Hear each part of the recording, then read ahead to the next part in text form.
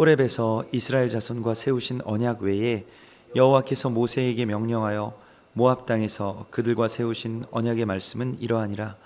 모세가 온 이스라엘을 소집하고 그들에게 이르되 여호와께서 애굽 땅에서 너희의 목전에 바로와 그의 모든 신하와 그의 온 땅에 행하신 모든 일을 너희가 보았나니 곧 그 큰 시험과 이적과 큰 기사를 내 눈으로 보았느니라. 그러나 깨닫는 마음과 보는 눈과 듣는 귀는 오늘 여호와께서 너희에게 주시지 아니하였느니라.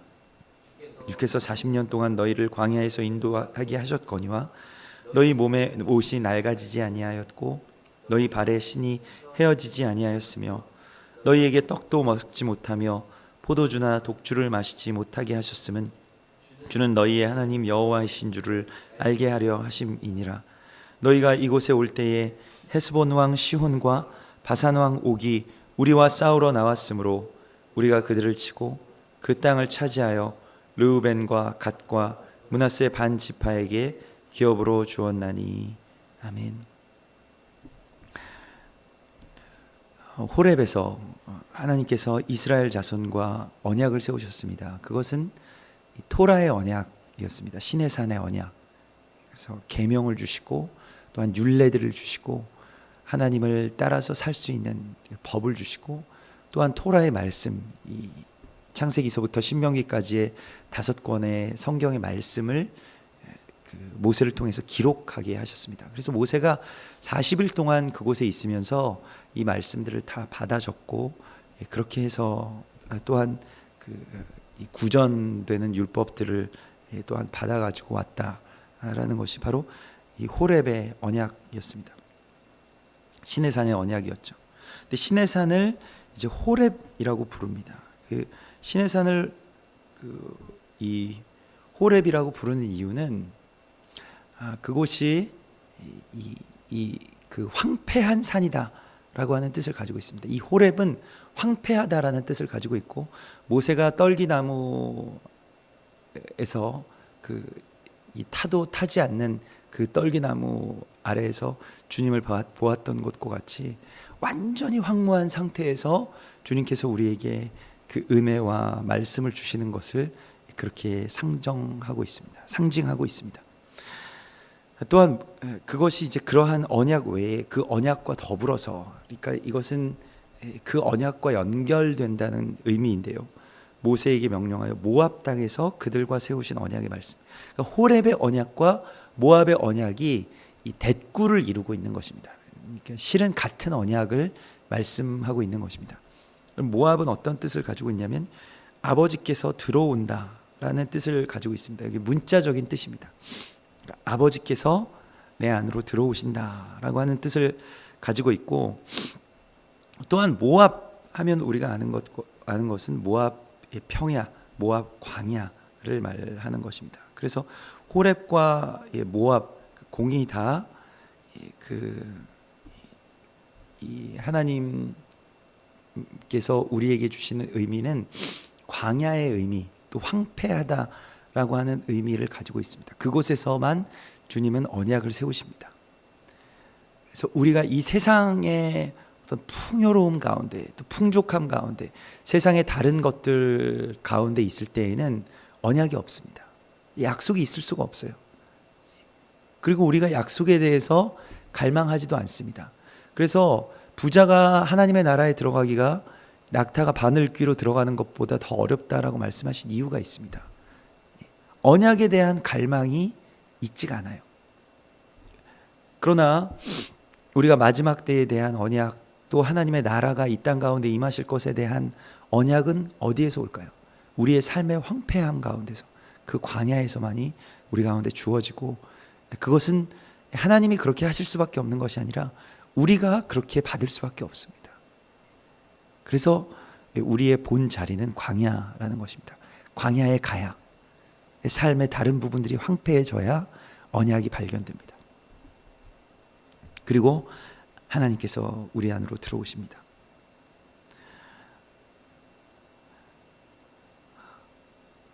오늘 하나님께서 이 모세를 통해서 이스라엘 백성들을 소집하고, 그리고 너희의 목전에 큰 시험과 이적과 기사를 너희의 눈으로 보았다. 그래서 너희가 지난 출애굽의 과정 가운데서 출애굽서부터 시작해서 정말로 많은 이적들, 그리고 이 애굽 땅에서의 10가지의 재앙들, 또 시험들, 그리고 큰 기사들을 너희의 눈으로 직접 보았다. 그래서 악하고 음란한 세대가 표적을 구한다고, 우리가 표적이 없어서 믿지 못한다라고 이야기한다는데요. 그 바리새인들과 서기관들이 예수님께 찾아와서 표적을 구했죠. 우리도 그렇게 생각하지 않습니까? 예수님께서 어떤 표적을 보여주시면 내가 예수님 잘 믿을 수 있을 것 같다.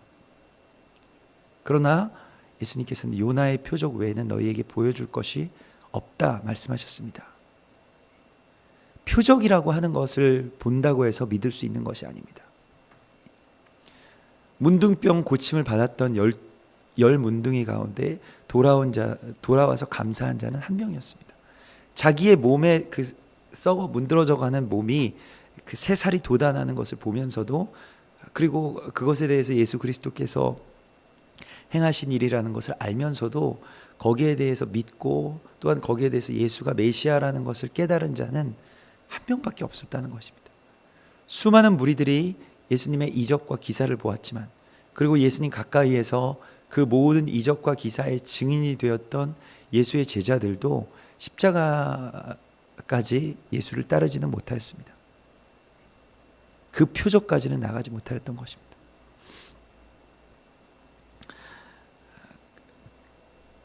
그리고 오늘 4절에서 그러나 너희가 그것을 보았지만은 깨닫는 마음과 보는 눈과 듣는 귀는 오늘 여호와께서 너희에게 주지 아니하셨느니라.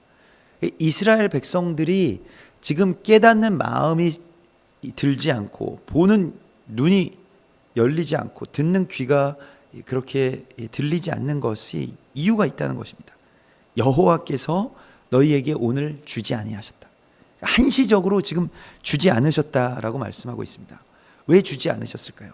이스라엘 백성들에게 이 많은 일들을 보게 하시고 경험하게는 하셨으면서도 거기에 대한 이해는 하지 못하게 하셨다는 것입니다.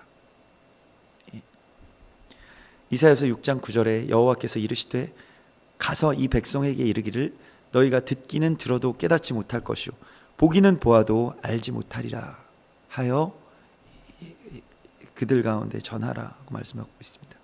이사야의 사명장이었습니다. 이사야의 사명은 그들이 듣지 못하게 하는 것이고, 보기는 보되 보지 못하고, 듣기는 듣되 듣지 못하고, 깨달음이 없게, 그래서 이 백성의 마음을 둔하게 하여 그들의 귀가 막히고 그들의 눈이 감기게 하라. 염려컨대 그들이 눈으로 보고 귀로 듣고 마음으로 깨닫고 다시 돌아와 고침을 받을까 하노라. 왜 이스라엘 백성들에게 이것을 주시지 않으셨을까요? 이사야가 괴로워서, 이사야의 첫 사명인데, 근데 자기의 백성들의 눈이 다치게 하고 귀가 다치게 하라는 사명을 그가 완수한다는 것이 얼마나 어려운 일이었을까요?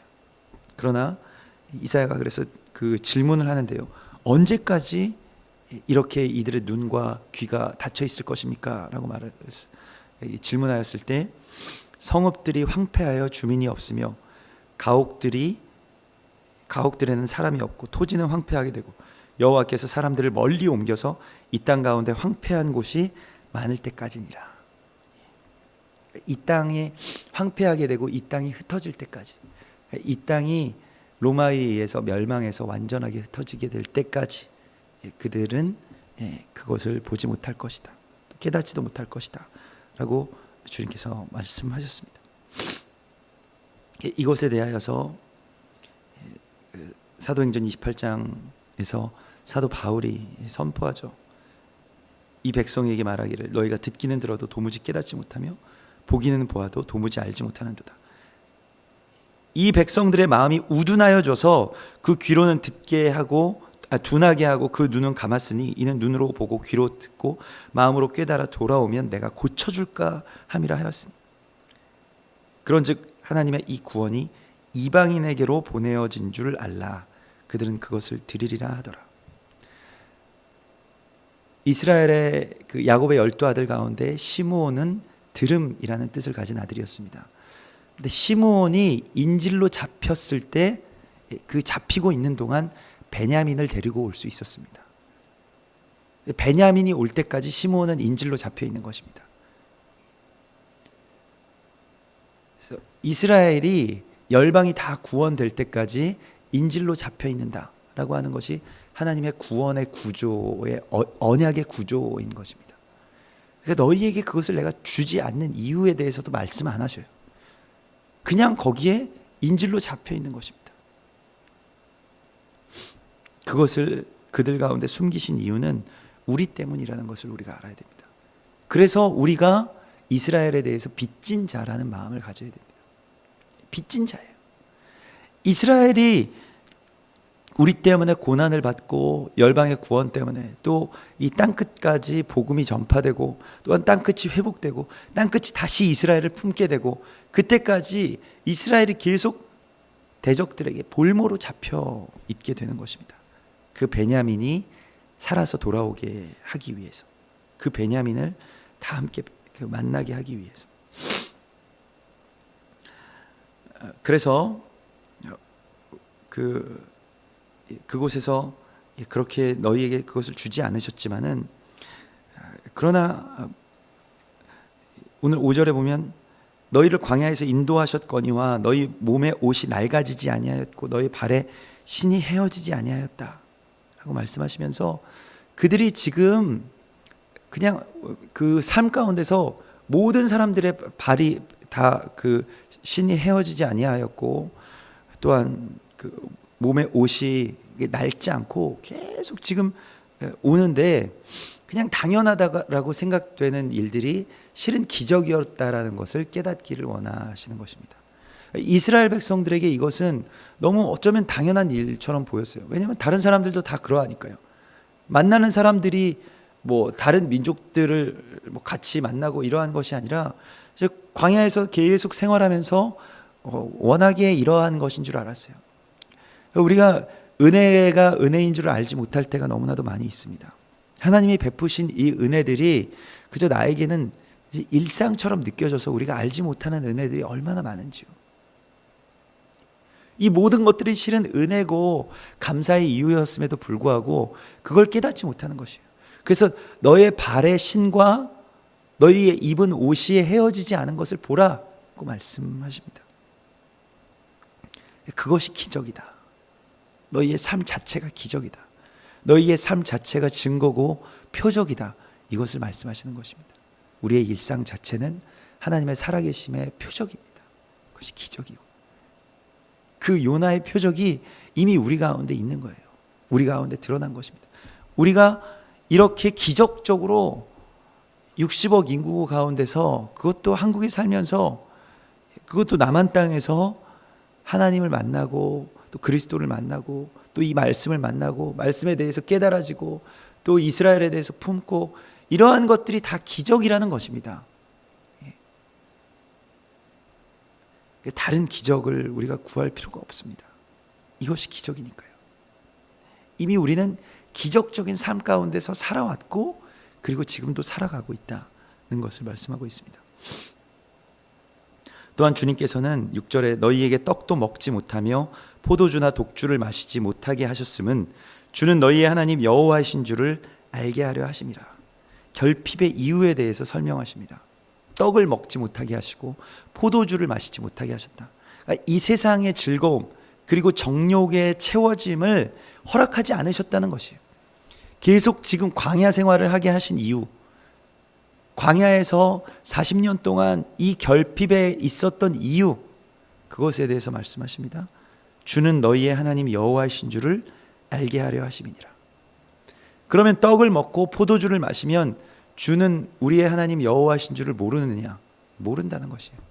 주가 여호와이시고 주가 하나님이신 줄을 모른다는 것입니다. 내가 하나님인 줄 안다는 것입니다. 떡을 먹지 못하게 하신 것은 신명기 8장 3절의 말씀처럼 너를 낮추시며 줄이게 하시며 또 너도 알지 못하며 내 조상들도 알지 못하던 만나를 내게 먹이신 것은 사람이 떡으로만 살 것이 아니요 여호와의 입에서 나오는 모든 말씀으로 사는 줄을 내가 알게 하려 하심이라. 이 세상의 떡, 이 세상의 욕망의 떡을 먹으면서 살아가는 삶이 아니라 하나님의 말씀으로만 살아갈 수 있는 삶을 우리가 살아낼 수 있도록 주님께서 인도해 주신다는 것입니다. 결핍으로. 그래서 내 은혜가 내게 족하다.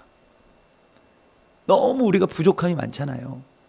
그리고 내가 지금 해결되지 않은 문제들, 채워지지 않은 배가 너무나도 주리고 아픈데도 주님께서는 너 부족하지 않다라고 말씀하십니다. 왜 부족하지 않으면 우리가 하나님으로만 말미암아서 살아갈 수 있는 삶을 우리 가운데 그렇게 열어주셨다는 것입니다. 우리가 살아있잖아요. 내가 아직 죽지 않고 살아있다는 것이 그 증거라는 것입니다. 또한 포도주나 독주를 마시지 못하게 하셨다라는 것도 마찬가지인데요. 그것은 더 나아가서 우리가 술 취하지 말라, 이는 방탕한 것이니 오직 성령의 충만함을 받으라는 에베소서 5장 18절의 말씀 그대로 이 세상의 기쁨, 육신의 정욕, 안목의 정욕, 이생의 자랑, 그것을 채워주는 포도주, 그 독주, 그것에 취하지 말라고 말씀하시는 것입니다. 레위기 10장 9절에서 누가 포도주와 독주를 마시지 못하게 되었냐면 레위인들은, 너와 내 자손들이, 제사장들이 회막에 들어갈 때에는 포도주나 독주를 마시지 말라. 그리하여 너희의 죽음을 면하라. 이는 너희 대대로 지킬 영원한 규례라. 제사장들은 포도주나 독주를 마시고 이 세상의 쾌락과 희락에 취하여서 제단 가운데 들어가서는 안 된다라고 말씀하십니다. 그렇게 되면 주가 우리의 하나님이신 줄 알지 못하고요. 그래서 우리는 스스로 구별된 제사장들, 곧 나실인들이고, 민수기서 6장 3절에서 포도주와 독주를 멀리하라고 말씀하신 것입니다. 결핍의 이유, 세상의 기쁨과 자랑들을 다 버리게 하신 이유는 우리가 제사장으로 부름을 받았기 때문입니다. 우리가 하나님만으로 살아갈 수 있는 증인이 되게 하시기 위해서 우리의 몸과 또한 우리의 삶을 이렇게 만드셨다라고 말씀하시는 것입니다. 기도만으로 살아갈 수 있는, 말씀만으로 살아갈 수 있는 그 기적을 우리가 체험하기 위해서 우리가 이곳에, 그리고 아무런 떡과 포도주 없이 살아가는 삶 가운데로 이끌리심을 받았다라고 말씀하십니다. 세상의 떡과 포도주는 실은 미혹이에요. 가짜입니다. 먹어도 계속 배고프고 채워도 계속 목마른 것이 세상의 떡과 포도주입니다. 바벨론의 음녀가 취한 그 포도주입니다.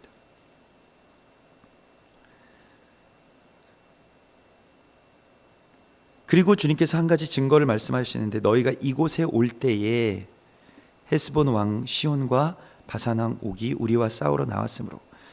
그래서 가나안의 첫 번째 전쟁, 헤스본 왕 그리고 시온과 바산 왕 옥을 물리친 사건으로부터 지금 이제 가나안 정복 전쟁이 시작이 되는 것인데요.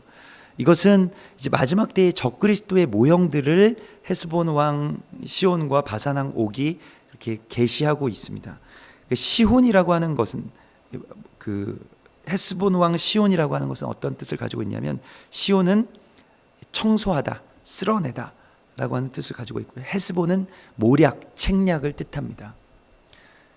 그래서 그것은 적그리스도의 모형인데요. 하나님의 백성들, 그 이스라엘을 지도에서 지워버리겠다, 이스라엘 사람들을 멸절시키겠다, 이런 말을 오늘날에도 우리가 많이 듣는데, 이스라엘이라고 하는 인종을 청소시키겠다, 그게 이제 그 나치 독일이 했던 일 아닙니까?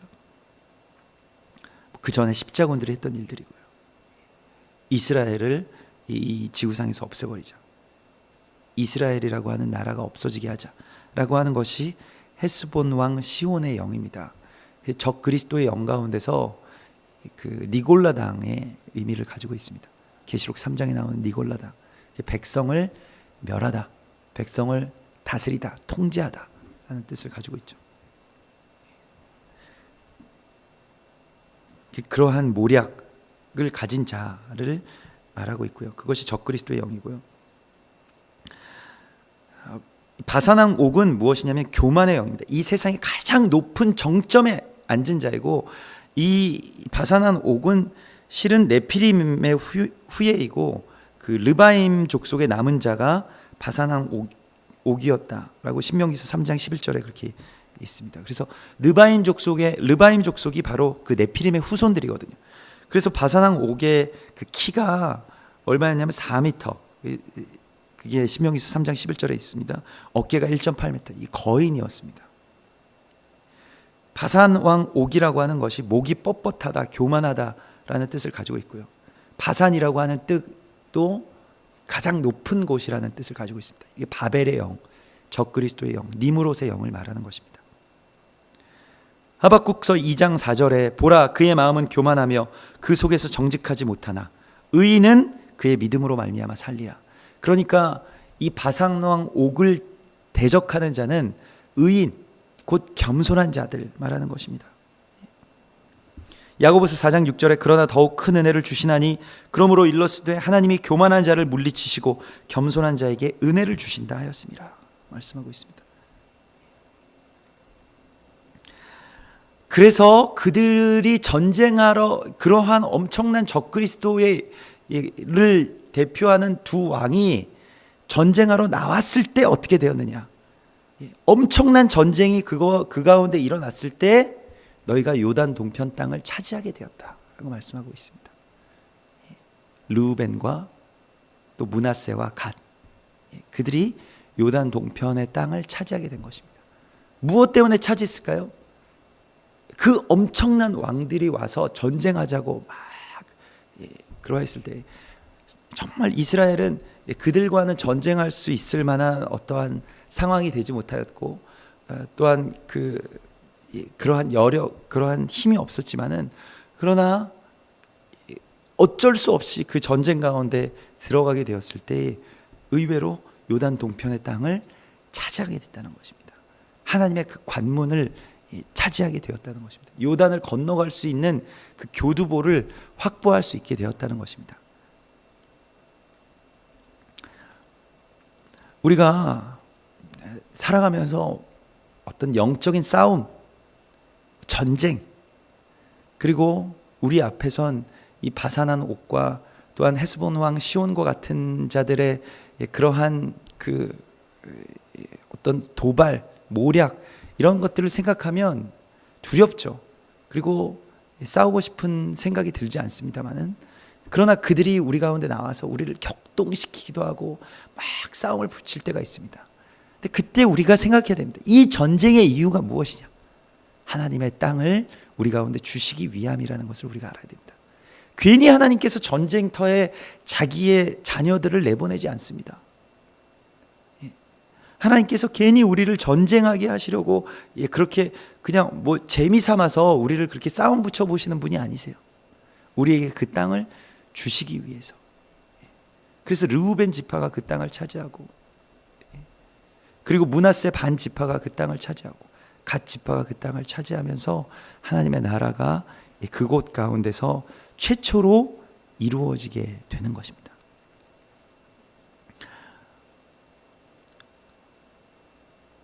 우리는 하나님의 땅 가운데 들어와 있습니다. 그리고 하나님의 땅 앞에서 서 있습니다. 그러나 우리가 하나님의 길을 잘 가고 있음에도 불구하고 우리의 땅이 황폐하고 또한 우리의 삶이 계속되는 전쟁 가운데서 너무너무 괴롭고 힘든 삶이라고 할지라도 그것은 주의 승리를 위한 거룩한 주님의 섭리라는 것을 우리 가운데 말씀하고 있습니다. 어쩌면 우리도 이스라엘 백성들처럼 우리의 눈이 가리워져 있고 우리의 귀가 들리지 않았고 우리에게 가리워져 있었던 진리들이 있었습니다. 우리는 그것을 알고 있죠. 우리가 예전에 말씀을 볼 때와 지금 말씀을 볼 때는 또 다르죠. 하나님께서 우리에게 보여주시지 않았던 것들이 있습니다. 어떤 그 단계 안에서의 우리의 양식들이 있었던 것이죠. 그러나 우리는 아직 이제는 더 이상 어린아이, 그냥 젖만 먹고 돌아가는 그런 어린아이의 그러한 단계가 아니라고 말씀하십니다. 우리가 그리스도 예수의 장성한 분량으로 인도함을 받았고, 그 땅에 이제 신부로서 들어갈 만, 이제 신부의 단장을 마치기를 주님께서 요구하고 계시는 것입니다. 그냥 아기가 아니라는 것이에요. 그리스도 예수의 돕는 배필로서, 권능 있는 자들로서 이제 이 땅 가운데서 그리스도 예수를 증거하고 예수의 나라를 선포할 자들로서 우리가 세움을 받았다는 것입니다. 그것 때문에 우리가 광야에 있다는 것입니다. 그것 때문에 우리가 싸움터에 있다는 것입니다. 그리고 주님은 우리를 결코 실패하거나 우리를 결코 물러서게 하시지 않을 것입니다. 하나님의 승리가 이미 우리 가운데 있는 것입니다. 이미 우리 가운데는 그러한 증거가, 내 몸에 예수의 흔적이 우리 가운데 있는 것입니다. 우리가 상했다, 내가 상처받았다, 내가 고난받았다, 내가 억눌렸었다, 나에게 응답이 없었다라고 그렇게 우리가 생각되는 그 지점 가운데서 주님께서는 우리에게 말씀하십니다. 이미 그것이 너희에게 준 나의 가장 큰 응답이다, 나의 가장 큰 증거다 라고 말씀하십니다. 그러므로 이제는 더 이상 나를 괴롭게 하지 말라, 나는 예수의 흔적을 가졌노라, 그렇게 바울처럼 선포하면서 이미 나는 그리스도 예수의 삶을 살고 있다는 것을 우리가 깨닫고 복된 마음으로 주님과 함께 더불어 하나 되어 그 땅으로 들어가는 거룩한 신부가 되기를 주님의 이름으로 축원합니다. 우리 같이 기도하겠습니다.